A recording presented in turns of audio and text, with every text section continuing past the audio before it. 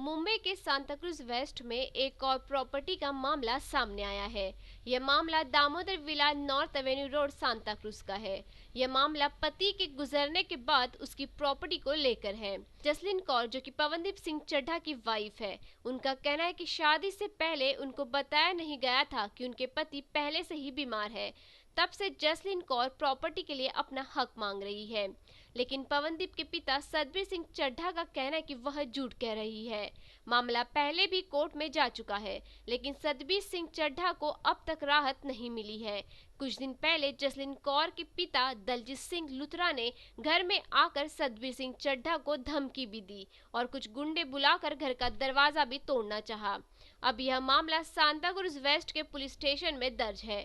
जब पुलिस घर में पूछताछ के लिए गई, तभी जसलीन कौर ने ऑन ड्यूटी एक पुलिस वाले पर हाथ भी उठाया। मामला अब और भी संगीन होता हुआ नजर आ रहा है। अवनीत कौर का कहना है कि लड़की के शादी से पहले और भी 3-4 जनों से संबंध थे और लड़की लड़के से 4-5 साल बड़ी है। शादी भी झूठ बोलकर सिर्फ पैसों के लिए की गई थी। पूरे मामले को लेकर अब सतबीर सिंह चड्ढा और उनके परिवार अपने इंसाफ की गुहार कर रहे हैं। मेरे को इतना बुरा सामना करना पड़ रहा है कि आप सोच भी नहीं सकते हो। इतना हैरेस करती है मेरे को, इतना तंग करती है कि मैं एक तो किडनी पेशेंट हूँ, मैं अपने खाना भी नहीं टाइम से खा सकता। मेरे को इतना तंग करती है वो। क्या हुआ था उस दिन जब उसके डैडी और कुछ गुंडे आए थे? मैं तो हॉस्पिटल में एडमिट था, वो लोग मेरे सब दरवाजे तोड़ के ताड़ के अंदर घुस गए हैं। हाँ, और मेरा मास्टर बेडरूम उन्होंने कैप्चर करके रखा हुआ है। फिर 2 दिन के बाद उनके फादर यहाँ से निकल जाते हैं। अभी उनकी खाली वो लड़की को इतना तंग कर दिया, आप सोच नहीं सकते हो कि म्यूज़िक ऑन कर देगी, ये कर देगी, जो से। आपको क्या लगता है ये सारा वो प्रॉपर्टी के लिए कर रही है या कुछ और हाँ वजह है? हाँ, 100% प्रॉपर्टी के लिए कर रही है। तो फिर इनकी शादी लव मैरिज थी या अरेंज मैरिज? नहीं नहीं, इट वाज अरेंज मैरिज। मैं तो गया भी नहीं था दिल्ली में सगाई पे।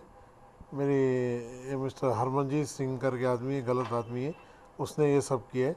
उसने मेरे को फंसाया, सब फंसाया, मेरी सिस्टर को भी फंसाया उसने। I trusted my sister, she trusted my, उसका समधी है हरमनजीत सिंह, उसको ट्रस्ट करके ये हुआ है। और पूरी अब्सोल्यूट। और ये दोनों हरमनजीत सिंह और लड़की के फादर दोनों मिले हुए हैं। लड़की का कहना है कि लड़के को शादी से पहले काफ़ी बीमारी थी लेकिन बताया नहीं गया था। नहीं, ये सब धोखे झूठ से है, उनकी शादी ये करी सब गई। झूठ है। मेरा बेटा हॉस्पिटल में जब भी 10 दिन एडमिट है, I can give you all his reports, you can check it, कोई बीमारी नहीं है। फिर लड़की ने ऐसा क्यों कहा? सब झूठ है, सब झूठ है। मेरा नाम अवनीत कौर है।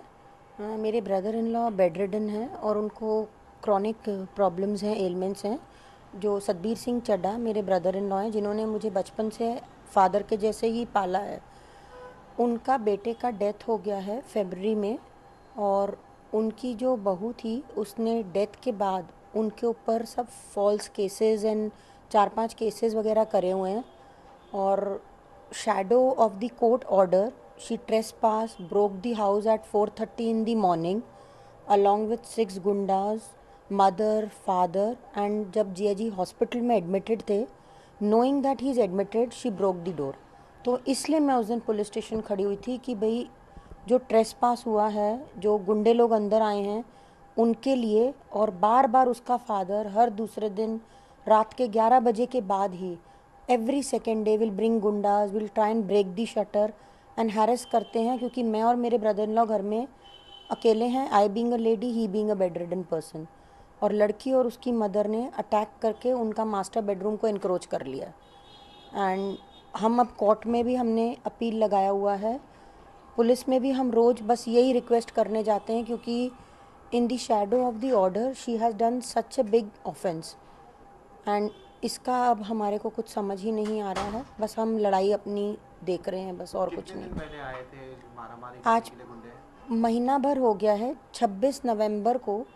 चाहे ये केस तो हमारा साल भर से चल रहा है, बट जज ने पेपर डॉक्यूमेंट में एक गलती समझ लीजिए कि भाई this is a joint family. पर जबकि अब हमारा जो हियरिंग होएगा कौन से कोर्ट में? बांद्रा में, लोअर कोर्ट में, अब हमारा जो हियरिंग होएगा, we got all documents, everything to produce, because this property where she is entered forcefully is been solely made by my जिया जी। उन्होंने 1984 में इस घर को बनाया था। ये फ्लैट उनका अपना बना हुआ है। इसमें बच्चे का कोई राइट नहीं था, किसी का भी कोई राइट नहीं था। उन्होंने अपने पैसों से खुद बनाया है। और उसके बाद जब ये अंदर घुसी, उसके बाद 13 तारीख को ABA का भी हमारा ऑर्डर मिल गया है सेशन कोर्ट में, जिसमें जज ने अपनी पूरी क्लैरिफिकेशंस में बिल्कुल क्लियरली मेंशन कर दिया है कि जो इन्होंने 498A की जो FIR करी थी वो फॉल्स है। मैं आप लोगों को ये FIR की एक कॉपी देती हूँ, जिसमें आप देखेंगे कि जज ने पूरा 14 पेजेस का ऑर्डर दिया है, जिसमें पॉइंट वाइज बिल्कुल क्लियर लिखा है। एंड अगर आप पॉइंट नंबर 38, 39 इसमें पढ़ेंगे, बिल्कुल क्लियर जज ने लिखा है that this is a share case of extortion of money and grabbing the property of the respondent. Very clear clarifications. अब उसके बाद अब पुलिस वालों को भी हमारी बात समझ में आ रही है। इसने लड़की ने पता नहीं अलग अलग जगह अपनी एक वो विडो प्ली लगाया हुआ था। जो भी लोगों के पास अब हम अपनी एप्लीकेशन लेके जाते हैं, क्योंकि एक हायर कोर्ट से ऑर्डर मिला है, तो अब उनको हमारी बात समझ में आती है कि नाजायज़ करके लड़की घर तोड़ के रात के 4:30 बजे गुंडों को लेके घर में घुसी है। तो पुलिस प्रोटेक्शन आपको पूरा मिल रहा है? पुलिस प्रोटेक्शन, पुलिस एक ही बात बोलती है जी, कोर्ट का बात है, कोर्ट में जाके बात करो। हम उनको बोल रहे हैं लड़की को कोर्ट से ऑर्डर मिला है, हम लड़की को हाथ भी नहीं लगा रहे हैं, कुछ बोल भी नहीं रहे हैं, पर उसकी माँ को, उसके फादर को ऐसा कोई भी नहीं है। और ऑर्डर भी जज ने ये नहीं बोला है कि लड़की को इस घर में रहने का है।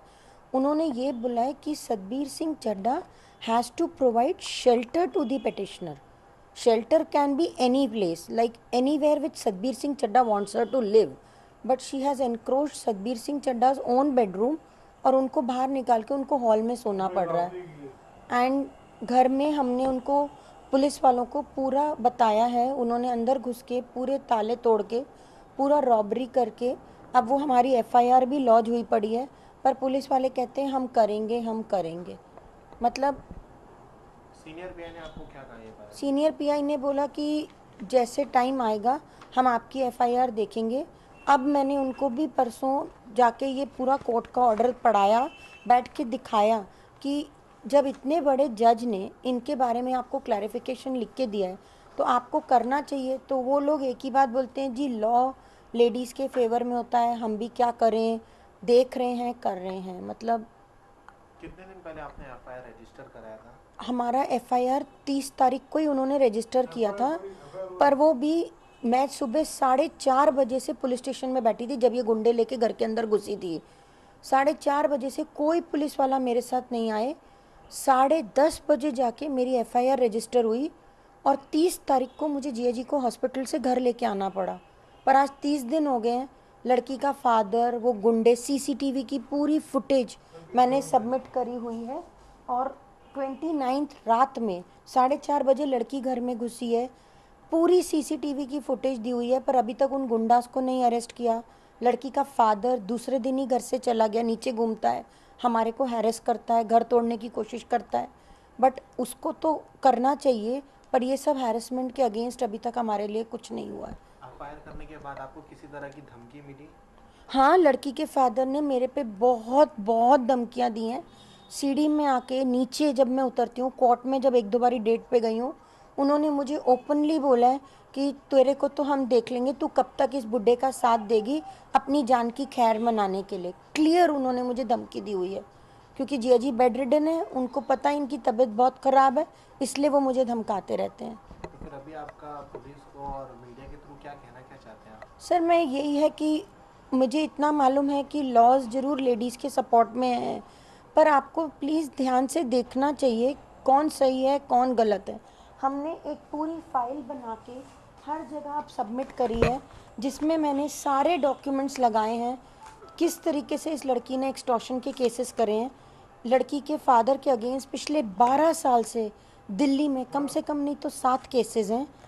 इसका पहले भी 2-3 शादियों का रिलेटेड, मतलब एंगेजमेंट करके इन्होंने एक्सटॉर्शन ऑफ मनी के केसेस करे हुए हैं दिल्ली में। तो अब हम हर बंदे को यही बोलते हैं कि आप जाइए दिल्ली में इनका रिकॉर्ड पता कीजिए। जिस सोसाइटी में ये रहते थे वहाँ के आप देखेंगे कि 37 लोगों ने साइन करके पेपर पे पुलिस वालों को दिया है कि इस आदमी को सोसाइटी से बाहर निकाला जाए। क्या ये सारा मुद्दा प्रॉपर्टी के लिए है? हाँ जी, ये क्लियर बात है।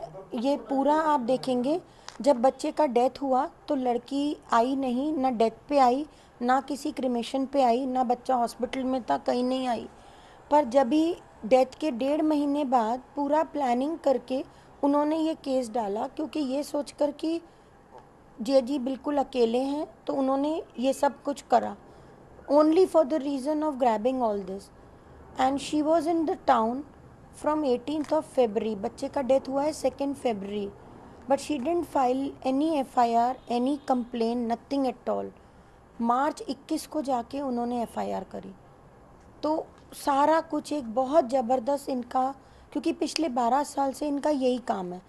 ये लोगों के घरों में घुसते हैं, केसेस होते हैं, फिर उसके बाद एक 1.5 साल बाद इनको केस में हारते हैं, फिर निकलते हैं। लड़की के कैरेक्टर के बारे में आपका क्या कहना है? लड़की का कैरेक्टर, लड़की HCL में काम करती थी, ऐसा नहीं है कि अनएजुकेटेड है, अच्छी खासी एजुकेटेड गर्ल है। She was drawing a salary of 35 to 40,000 rupees per month. पर जब शादी होके आई, उसका कैरेक्टर में उसने मेन चीज़ यही सब बताया कि ये मतलब मैं को जॉब वापस आके करूँगी। उसने अपने कोई रेजिग्नेशन नहीं ली, कुछ नहीं। और ये कुछ मेल्स हैं जो हमारे बच्चे ने, जिससे एक्चुअली में ये सारी बात हुई। इसका एक बॉयफ्रेंड था लड़की का, जिसके साथ इसका एक एक्स्ट्रा मैरिटल अफेयर था, जो कि हमारे बच्चे ने अपने जीते जी देखा था। और उसने इसको प्रॉपर मेल्स को ही पकड़ के इससे लड़की से क्वेश्चन किया था कि ये सब क्या है। हनीमून पे गए थे, वहाँ लड़की अपने बॉयफ्रेंड से फ़ोन पे बातें कर रही थी। यही सब क्वेश्चन पे जब लड़की को पूछा गया तो लड़की ने बिना जवाब दिए, सितंबर में इसकी शादी हुई थी, और वो 24 दिसंबर को जब घर वालों ने उससे पूछा कि हमारे को बताओ तेरा राजजान के साथ क्या रिश्ता है, तो वो अपने आप अपने फादर को बुला के लड़ाई झगड़ा करके अपने घर वापस चली गई। बच्चे के रहते रहते 3 महीने के अंदर अंदर लड़की घर छोड़ के चली गई। बच्चे ने सब पूछा, ये उसकी प्यार मोहब्बत की मेलें पकड़ी, सब कुछ पकड़ा, उसने कोई जवाब नहीं दिया। शादी के पहले उसने अपने दोस्तों को मेलें लिखी हुई हैं, क्लियर चैट मैसेजेस हैं उसके, जिसमें उसने क्लियर लिखा हुआ है कि करोड़ोंपति घर में मेरी शादी हो रही है, लड़के के पास तो मर्सिडीज़ है, लड़का देख के क्या करना है, शादी में तो वो लोग कम से कम, ये आपको मैंने पूरी मेल्स हैं, 7 कम से कम करोड़ों रुपए की शादी होगी। अपने दोस्तों को उन्होंने कोई कार्ड वार्ड नहीं दिया शादी का, मेल पे यही इनविटेशन दिया है कि 5 स्टार होटल में शादियां हैं, इंजॉय करना है तो उन रईसों के खर्चे पे, ये सब। और यहीं पर उसने एक मेल लिखी है कि मेरी पिछली शादी मतलब पिछले अफेयर के बारे में तो सरदार जी को पता ही नहीं चलेगा, अगर पता चलेगा तो सरदार जी तो बावरे हो जाएंगे।